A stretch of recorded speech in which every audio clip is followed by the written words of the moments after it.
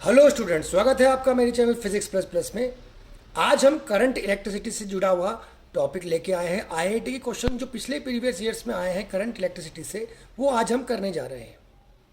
जो भी क्वेश्चन हम करेंगे वो पिछले प्रीवियस ईयर्स के हैं, 2020 से 2022 के बीच के। कोई भी क्वेश्चन पुराना नहीं है। जेई में आए हुए क्वेश्चन को आज हम करने जा रहे हैं।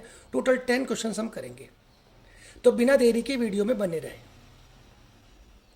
सबसे पहला क्वेश्चन आपको दिख रहा है यहाँ पे, ये जो आपको लग रहा है कि ये व्हीटस्टोन ब्रिज है।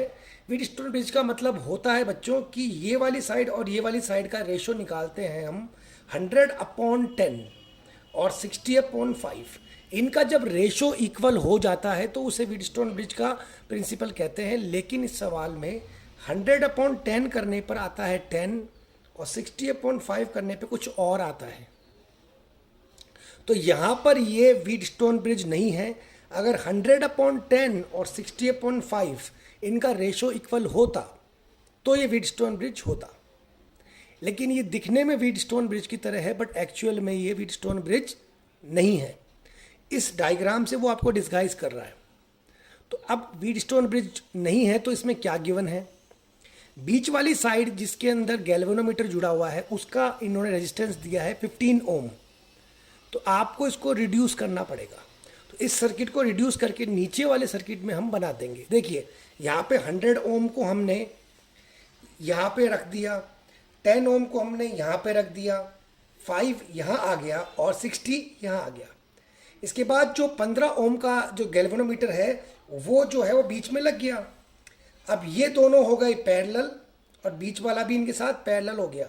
तो 100 और 60 को पैरेलल से सॉल्व करेंगे, 10 और 5 को भी पैरेलल से सॉल्व करेंगे, फिर ये तीनों क्या बन जाएंगे? पैरेलल।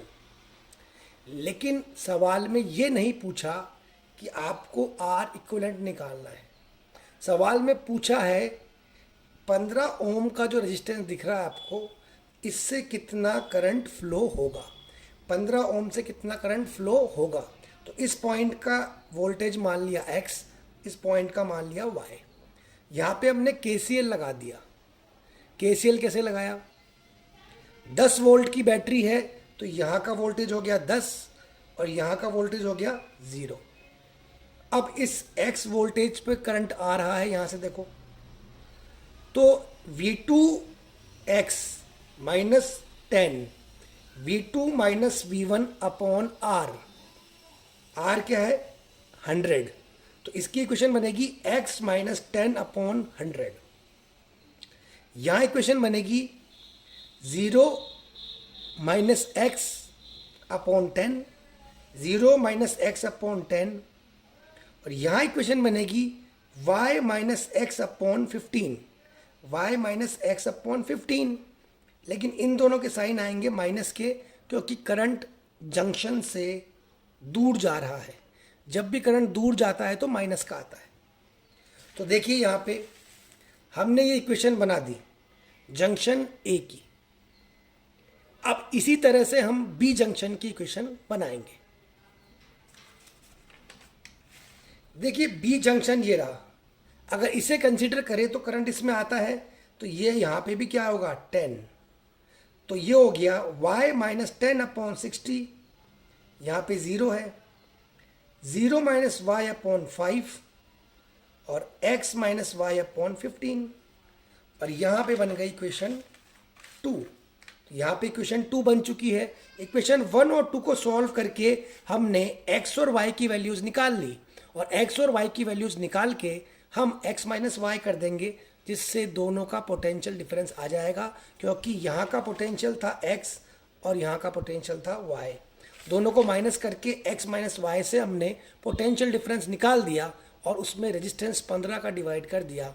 तो यहाँ इन दोनों के बीच का करंट आ गया, क्योंकि x minus y/15 is equal to current. Hopefully सवाल समझ में आया। अब चलते हैं नेक्स्ट सवाल की तरफ। नेक्स्ट सवाल जो IIT 2021 में आया है, वहां पे देखो आपको पोटेंशियोमीटर दिया है। ये आपका क्या है? पोटेंशियोमीटर।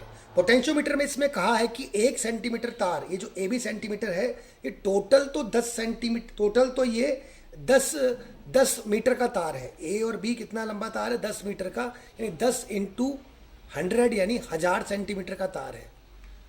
तो टोटल तो तार है 1000 सेंटीमीटर का। तो अब हम बात करें कि इसने बोल रखा है कि 1 सेंटीमीटर का रेजिस्टेंस है 0.1, तो 1000 का कितना होगा बच्चों, 0.1 इंटू 1000 यानी 100। तो 100 आ गया इसका रेजिस्टेंस।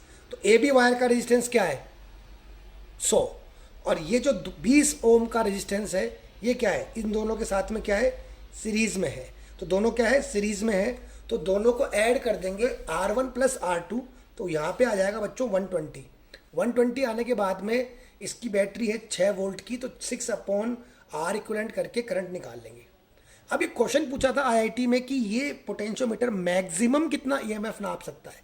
तो देखो आपको पता है कि पोटेंशियोमीटर का प्रिंसिपल क्या होता है बच्चों, इस जॉकी को इसके ऊपर रब करते हैं ए बी साइड के ऊपर, जहां पे ये रुकती है वहां पे पोटेंशियल ड्रॉप निकालते हैं। तो मैक्सिमम ये कहां पे रुक सकती है, बी पॉइंट पे। मैक्सिमम ये बी पॉइंट पे रुक सकती है। तो जब बी पॉइंट पे रुकेगी तो वहां पे टोटल रेजिस्टेंस लेंगे, और ए बी का टोटल रेजिस्टेंस कितना है, 100। अभी अभी मैंने निकाला था, 100 दे रखा है, क्योंकि ए बी क्या है 1000 सेंटीमीटर का, 1 सेंटीमीटर का 0.1, तो 1000 का हो गया 100 ओम। 100 ओम ए बी का टोटल रेजिस्टेंस है, उसको करंट से मल्टीप्लाई कर देंगे तो V बराबर IR से। ये जो मैक्सिमम पोटेंशियल है ये एक पोटेंशियोमीटर नाप सकता है जब उसकी जॉकी बी पॉइंट पे आके रुके। अब चलते हैं नेक्स्ट सवाल की तरफ। नेक्स्ट 2 सवाल है, फटाफट इन्हें कर देंगे। कॉन्सेप्चुअल सवाल है। पहला सवाल ये था कि गैल्वेनोमीटर में एक बार हमने E1 EMF को जोड़ा जो कि 0.1 से जोड़ा है, देखिए, और उसके बाद इससे एक और बैटरी को जोड़ा जो कि सीरीज में लगा करके हमने इसको यहाँ पे जोड़ा। तो दोनों केस में ये पूछ रहा है कि E1 अपॉन E2 का रेशियो निकालो। तो देखिए अपन को पता है कि पोटेंशियोमीटर का प्रिंसिपल क्या होता है, E1 upon E2 is equal to L1 upon L2, L1 upon L2।